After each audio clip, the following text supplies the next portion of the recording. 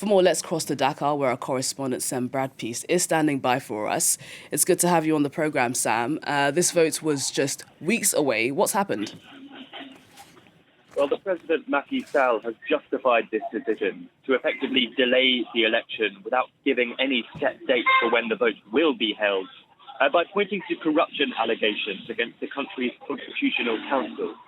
Now, the Constitutional Council itself is a body charged, among other things, with deciding which candidates are eligible to run in the presidential election and which ones aren't.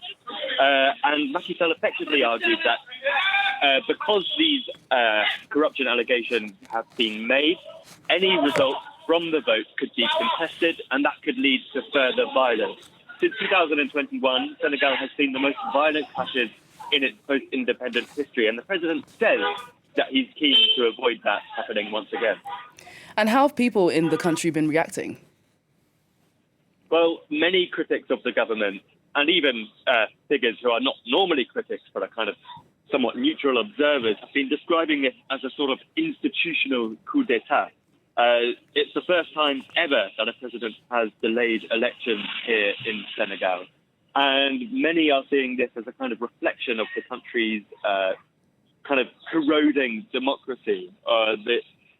In recent years, we've seen civil liberties really come under attack in Senegal. And this seems like somewhat of a continuation of that kind of slow process of what seems to be a regime becoming increasingly authoritarian. There are also others asking questions about what's going to happen now. When will the election be held? And what about the main opposition candidate, Bassirou Diomaye Faye, who's still in prison? There are so many unanswered questions, and we're really just waiting to see what happens. Our correspondent in Dakar, Sam Bradpiece, thanks so much for joining us on the programme. Here in France, police say they